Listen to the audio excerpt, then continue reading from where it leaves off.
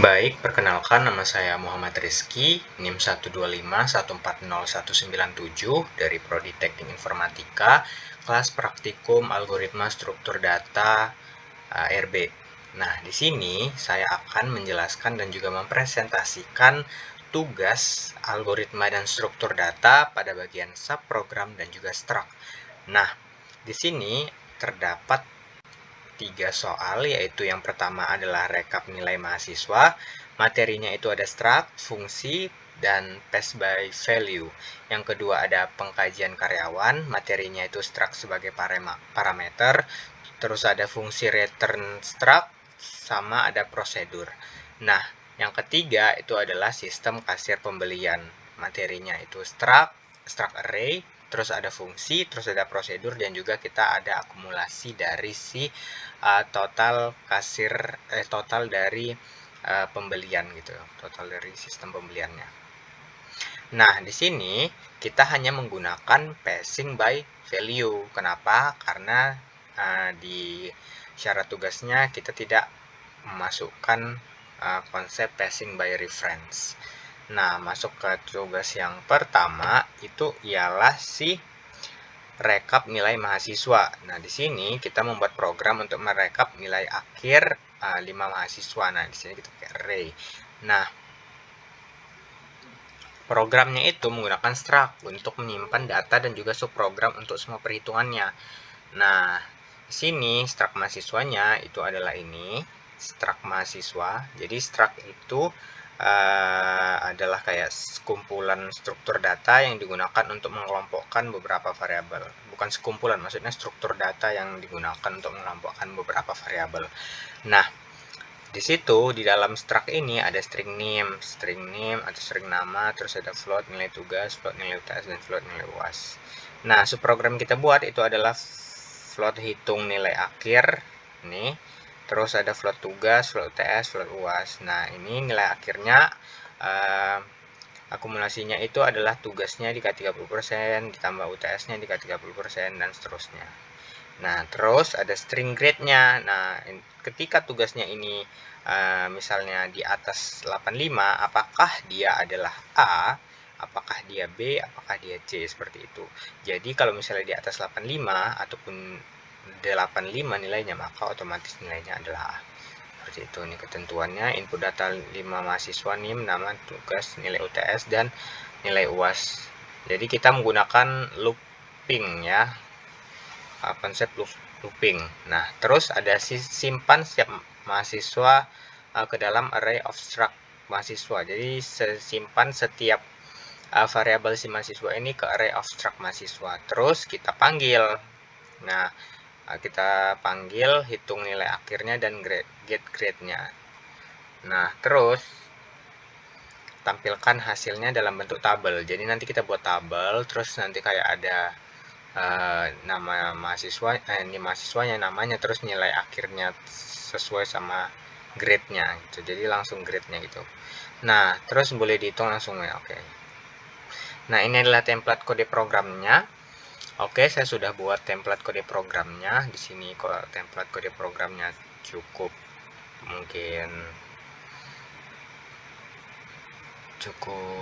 mudah. Cukup mudah untuk dimengerti. Oke, di sini dia adalah struct. Nah, seperti yang saya bilang tadi, struct itu adalah struktur data ataupun struktur data yang digunakan untuk menggabungkan beberapa variabel. Nah, dalam satu paket data. Nah, yang pertama itu ada string. Nah, variabel string ini kan nyimpan nama mahasiswa, karena tipe string ini berisi teks atau huruf. Nah, terus ada string nama juga seperti itu. Terus ada float. Nah, float ini ialah nilai UTS-nya. Jadi si float ini adalah untuk menyimpan nilai double ataupun nilai berbentuk desimal gitu loh. Seperti double juga sih ini si pendaftarnya. Sama tuh seperti nilai tugas yang UTS dan nilai UAS. Seperti itu. Nah, terus di sini ada kita menghitung fungsi hitung nilai akhirnya. Nih, udah ada fungsinya. Nah, di situ float hitung nilai akhir di sini adalah float. Nah, float ini kan tipe data yang akan dikembalikan oleh fungsinya gitu loh. Nah, terus hitung nama nilai akhirnya itu sama dengan nama fungsinya. Nah, terus nama fungsinya itu terdiri dari float tugas, float UTS, dan float UAS. Seperti itu.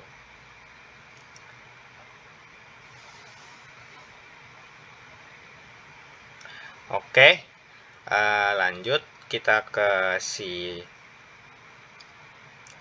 sebentar teman-teman, float nilai akhirnya. Nah, ini adalah proses perhitungan nilai akhir. Nah, nanti proses perhitungan nilai akhir ini yang seperti tadi, tugasnya dikalikan 30%, terus UTS-nya dikalikan 30%, UAS-nya dikalikan 40%. Nah, ini. Terus return nilai akhir, artinya dia mengirim hasil perhitungannya kembali ke tempat fungsi ini dipanggil. Jadi, misalnya contohnya saya buat di sini adalah tugasnya misalnya 80. Nah, 80 kita kalikan misalnya 0,30. Jadi ini 8 kali 3 24, berarti 80 dikali 0,30 hasilnya 24. Seperti itu. Terus nanti ditambah sama UTS-nya, UAS-nya, dan nanti hasil akhirnya nanti kita buat di bawahnya ada. Nah, terus kita masuk ke fungsi si string grade-nya ini. Nah, ini merupakan fungsi untuk menentukan grade-nya kan. Nah, terus string grade ini ialah float dari nilai akhir. Nah, float nilai akhir dari string ini tipe data yang akan dikembalikan. Nah, get grade ini adalah nama fungsinya, dan float nilai akhir ini, float NA ini adalah parameter nilai akhirnya. Nah, terus ada if. Di sini kita pakai percabangan. Nah, if nilai akhirnya lebih besar sama dengan 85, maka dia akan kondisi pertama dicek apakah nilainya itu lebih besar sama dengan 85, seperti itu. Terus jika benar, maka fungsinya itu langsung mengembalikan nilai A. Ini return A. Seperti itu. Nah, terus ada else if. Jika nilainya lebih besar sama dengan 75, maka kondisinya dicek apakah besar dengan 75. Kalau misalnya ini dia tidak memenuhi, maka dia cek ke sini, dan kalau tidak memenuhi juga sampai sini, maka dia akan ke sini. Seperti itu. Nah, terus kita masuk ke main programnya, integer main. Nah, di sini integer main itu kan fungsi utama programnya. Jadi semua programnya tuh dimulai. Jadi saya buat integer main di sini. Ini program utamanya, main programnya, seperti itu. Nah, terus di situ ada mahasiswa data 5. Nah, di sini kita buat array dari struct mahasiswa. Jadi si array ini berisi data mahasiswa yang berisi 5 elemen. Nah, seperti itu. Nah, jadi kalau misalnya membuatnya seperti kayak ada kurung-kurungnya juga bisa sih, kayak 1,2,3 pakai kurung kurawal. Terus ada misalnya kayak, misalnya kayak data ke 0, data ke 1, ke data ke 2 kan mulai dari 00, 1, 2, 3, 4. Berarti ada 4 seperti itu. Makanya di sini dia kurang dari 5. 5 tidak termasuk di fungsi ini. Nah, terus di sini kita pakai perulangan for. Nah, untuk menginput 5 mahasiswa kita gunakan for-nya integer i sama dengan 0, i lebih kurang dari 5, dan i plus plus. Nah, terus integer i sama dengan 0 itu kan mulainya dari mahasiswa pertama gitu loh. Jadi i lebih kecil dari 5 itu berhenti setelah si mahasiswa kelima. Nah, terus si i plus plus itu adalah setiap looping dari si nilai i-nya 1 itu, misal kita masukkan 0, maka dia ditambah 1. Nah, maka si out-nya adalah mahasiswa ke ini ialah i. Nah, jadi si out-nya itu ini. Nah, ini inputnya. Terus ditambah 1 seperti itu. Si out. Terus baru kita rekap nilai mahasiswanya. Seperti itu.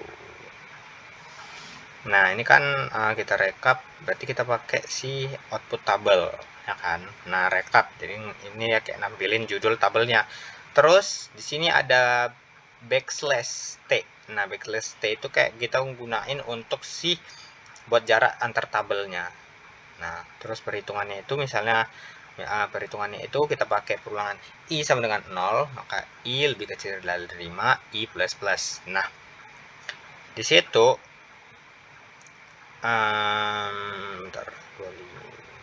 nah ini adalah fungsi di mana dia memanggil fungsi nilai akhir. Jadi parameternya itu yang dikirim adalah nilai mahasiswanya ini, float NA. Terus ini adalah sini si string grade-nya. String grade-nya itu adalah dia memanggil fungsi si grade. Terus parameter yang dikirim adalah nilai akhir. Terus dia nampilin si out-nya, datanya I, data yang ke I tadi yang di sini dimasukkan NIM dengan berdasarkan NIM-nya ini. Nah dia ini NIM mahasiswa. Ini maaf teman-teman, ini NIM. Maaf.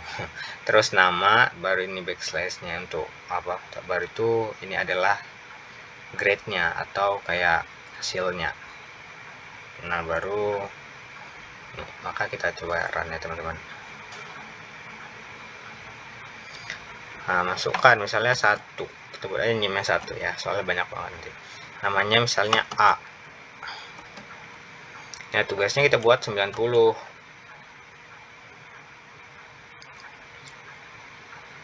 Terus nilai UTS-nya kita buat 99. Sedangkan nilai UAS-nya kita buat 76. Terus masih kedua itu kita buat 2. B. Nah, tugasnya kita buat 78. UTS-nya 76. UAS-nya 89.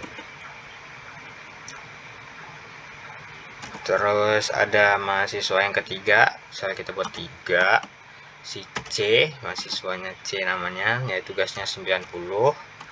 Nilai UTS-nya adalah 87 dan nilai UAS-nya adalah 67 misalnya.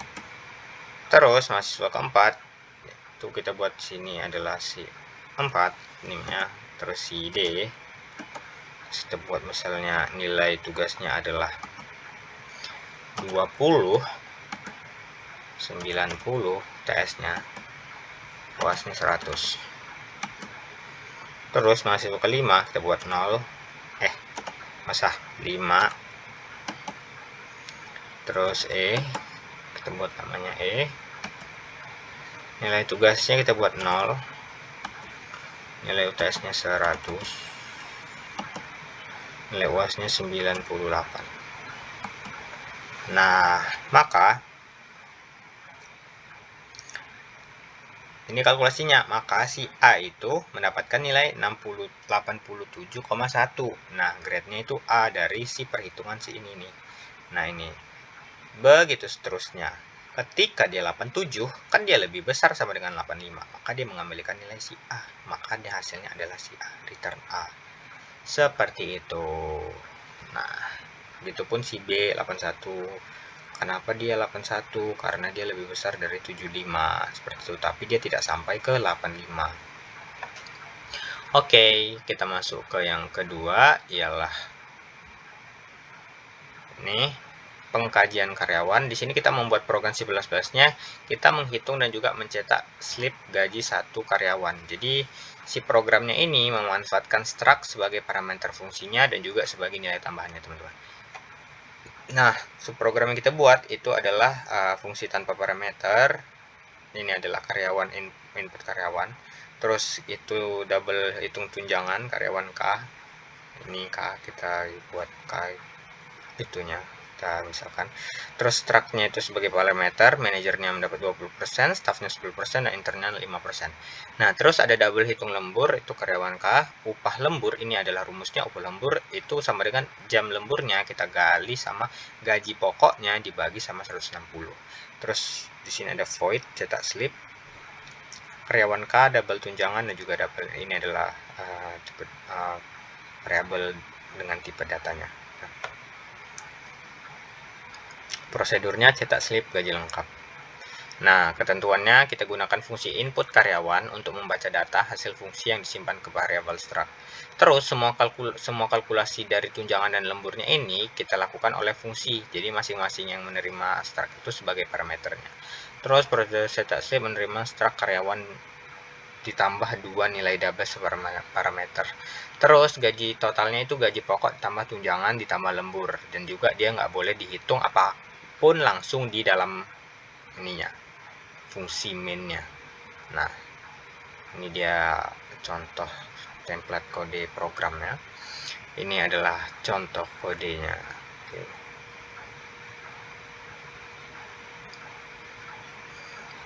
Oke. Nah, sini saya akan menjelaskan. Nah, ini adalah si struct karyawan. Jadi kita membuat struct bernama karyawan. Struct kan tadi saya bilang untuk menyimpan beberapa data karyawan dalam satu paket. Nah, terus string ID. Jadi dia menyimpan ID si karyawan. Terus nama karyawan disimpannya, jabatan si karyawan, gaji pokok si karyawan, terus integer jam lembur. Kan nggak mungkin dia koma ini kan, makanya dia pakai integer. Kenapa? Terus kita masuk ke fungsi inputnya. Jadi si fungsi input karyawan ini itu adalah fungsi bertipe karyawan. Jadi artinya dia akan mengembalikan si struct karyawannya. Nah, kita buat variabelnya. Jadi variabel struct sementaranya itu adalah karyawan K, gitu teman-teman. Terus dia meminta user memasukkan ID, terus dia meminta user atau kita itu memasukkan ID dari karyawan. Nah, terus ini juga nama dan juga seterusnya, sampailah dia ke ngembaliin nilai si struct karyawan yang sudah diisi ke return ke struct ini. Terus kita hitung hitung tunjangannya nih, tunjangan karyawannya. Nah, kita hitung, jadi fungsi tunjangan ini kan dia menghitung tunjangannya itu berdasarkan si jabatannya. Nah, terus jabatan ini kan dia menerima parameter dari struct si karyawan tadi. Nah, makanya di sini jika jabatan manajer maka tunjangannya 20% gitu. Nah, terus jika jabatannya itu staff maka tunjangannya 10%. Jika jabatan intern maka tunjangannya 5%. Seperti itu. Terus kita masuk ke fungsi hitung lembur. Jadi fungsi hitung lembur ini ya untuk menghitung upah lembur. Jadi parameter yang terima itu adalah si struct karyawan lagi. Jadi dia balik lagi ke atas. Nah, terus di sini ada rumus. Nah, rumusnya itu ialah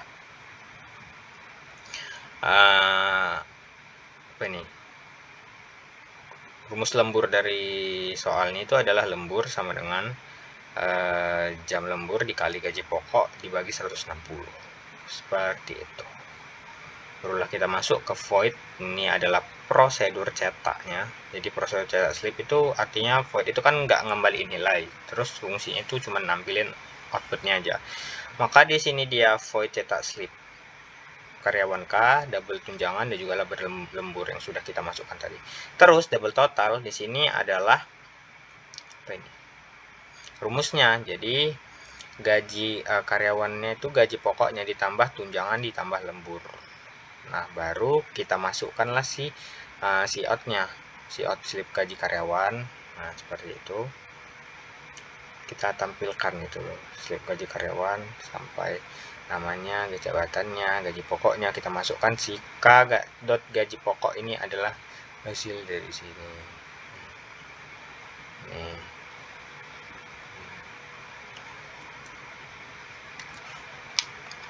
Pokoknya yang udah kita hitung ini gaji pokoknya. Kalau misalnya di karyawan berarti kalau misalnya karyawan maksud jabatannya manajer berarti ini gitu. Terus sampai ke total gaji. Nah, terus inilah fungsi main programnya. Nah, di sini kita panggil fungsi input karyawan. Jadi hasilnya itu kita simpan dalam variabel si pegawai. Nah, karyawan itu sama dengan input karyawan. Nah, terus di situ kita menghitung tunjangan menggunakan fungsi double. Sama dengan tunjangan. Nah, terus yang kalau udah berlembur, hitung lembur pegawai. Seperti itu. terus kita tampilin slip gajinya. Oke, kita run. Maaf teman-teman.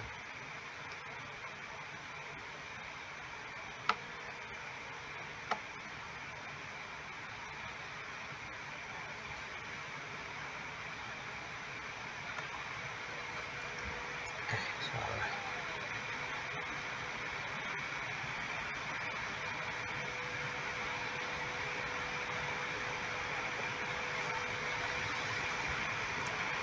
ID-nya adalah, misalnya kita buat ID-nya 2097. 200. Namanya adalah A. Jabatannya sebagai manajer. Terus manajer.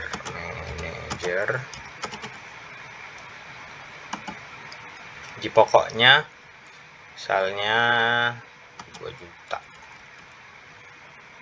2 juta. Nah, jam lemburnya misalnya jam lembur dia 10 jam. Nah, salah, kita salah input teman-teman. Gaji pokoknya kita buat ini. Gaji pokoknya itu harus ini teman-teman, harus banyak kayak gitulah ya. Bentar kita ulang. Misalnya ID-nya 6767 si A. Jabatannya sebagai staff ya, staff. Terus gaji pokoknya ini misal kita buat 8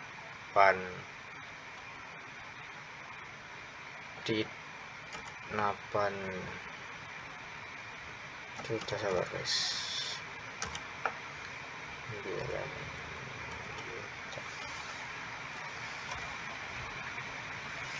Salah ya, kita buat aja sebentar. 9 juta. Nah, gini ya, segini aja. Jam lemburnya 7 jam. Nah, gitu. Nih, tunjangannya 9.000 lemburnya. Inilah totalnya. Berarti itu gaji pokoknya 90.000, tunjangannya 9.000. Kenapa? Karena dia di sini adalah, kalau misalnya dia sebagai staff, ini dia gaji pokoknya dikali 0,10. Lemburnya ialah nih, yang mana lemburnya yang paling ini dia. Nih. Gaji pokoknya, total gaji pokoknya dikali sama 160. Inilah dia 3.937,5. Seperti itu. Oke, kita masuk ke tugas soal yang ketiga. Kita buktikan bahwasannya program C++ ini, buatlah program C++ kasir sederhana untuk mengelola pemberian item barang. Jadi program ini menggunakan array of struct dan beberapa subprogram untuk menghitung serta mencetak struct-nya. Nah, terus di sini struct pembeliannya pakai ini, struct. Terus subprogram yang kita buat itu adalah satu double hitung subtotalnya, terus double hitung diskonnya, jadi ada pembelian P double subtotalnya.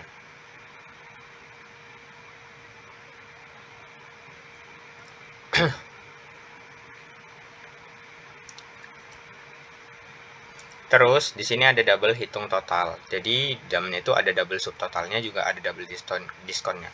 Dengan rumus ataupun dengan rumus subtotalnya dikurang diskon. Nah, void-nya itu cetak item, dalamnya itu ada pembelian P, double sub, terus ada double dis.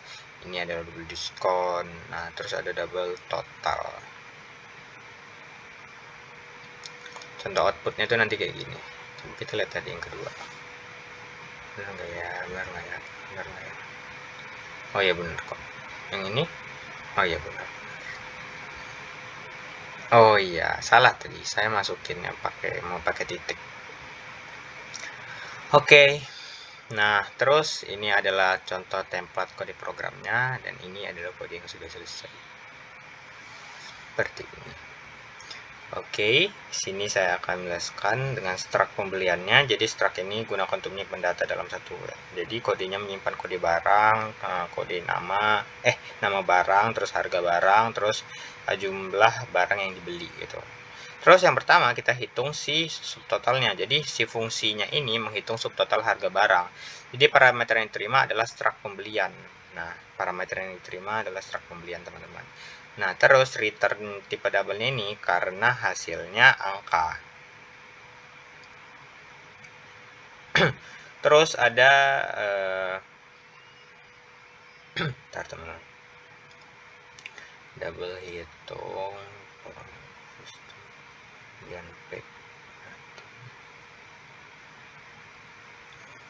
Nah, terus kita ada di sini itu yang si hitung subtotal, teman-teman. Saya tadi agak bingung. Terus yang kedua itu adalah hitung diskonnya. Nah, hitung diskonnya. Terus fungsi ini menghitung diskonnya. Parameternya itu adalah P-nya itu adalah si struct pembelian dan subtotalnya itu adalah total harga sebelum diskon. Nah, seperti itu. Nah, terus jika jumlah belinya itu jadi if atau jika jumlah si belinya itu lebih dari 10, maka diskonnya itu 15%. Jika jumlah belinya itu lebih dari 5, maka jumlahnya itu dikali 10%. Diskon dia 10%. Nah, terus kalau misalnya si else-nya itu jika jumlah kurang dari 5. Kurang dari 5 maka tidak ada diskon gitu. Terus ada fungsi hitung total. Nah, fungsi hitung total ini adalah fungsi menghitung total setelah diskon. Jadi, ini adalah rumusnya. Ini double hitung total, terjadi double subtotal dan juga double diskon yang sudah kita buat di sini. Jadi dia adalah return subtotal dikurangi diskon. Seperti itu. Terus kita cetak detail itemnya. Ini dia. Jadi pembelian P-nya, terus double subprogramnya, terus subtotalnya, double diskonnya, terus double totalnya. Nah, ini kita nah ini dia si out kodenya, P depan kodenya, si out namanya, harganya gitu.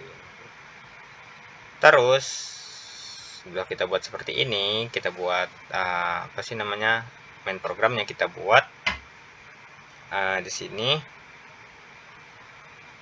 adalah program utamanya atau main programnya. Nah, di sini ada variabel untuk menyimpan jumlah item, itu adalah integer n. Nah, terus kita membuat si array struct pembeliannya. Jadi pembelian items yang ke n ini adalah yang nanti kita isi ke yang di sini. Terus kita buat variabel untuk menyimpan total seluruh belanjanya, yaitu double grand total. Nah, sama dengan 0. Nah, seperti itu. Nah, baru di sini ada loop input dan perhitungannya. Jadi, kalau misalnya i-nya sama dengan 0, maka i-nya kurang dari n, maka i++ atau i plus 1. Nah. Terus di sini ada perhitungan menggunakan fungsi. Nah, jadi kita hitung subtotalnya.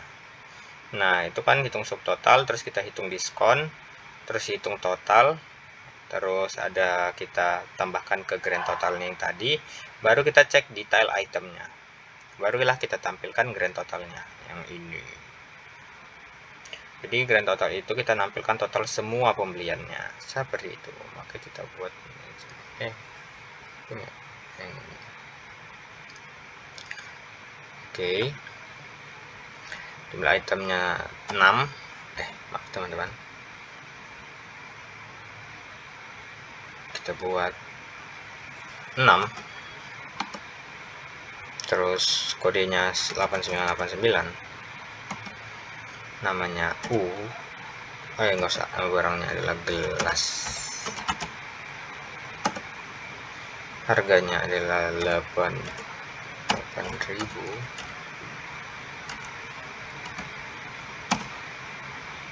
GT-nya adalah misalnya apa ya GT-nya, kita isi di sini. 2,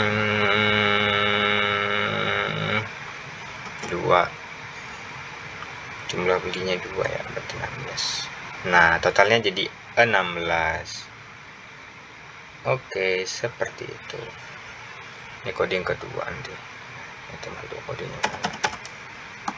Terus namanya Unta. Terus harganya adalah 9 juta. Nah, nggak bisa. Oh, maaf teman-teman, nggak bisa. Nah, kita ulang. Hasilnya ada, masukkan jumlahnya adalah 1. Kodenya adalah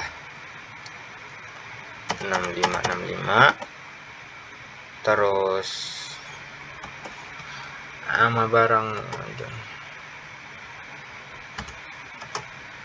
bantal, terus harganya adalah 6.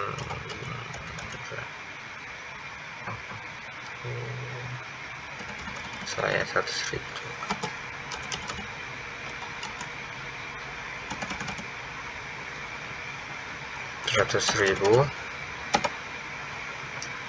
Kita beli 2. Nah, dan totalnya jadi 200. Oke, sekian penjelasan saya mengenai tugas 1, tugas 2, dan tugas 3 pada tugas pertama praktikum ASD. Semoga bermanfaat. Terima kasih teman-teman.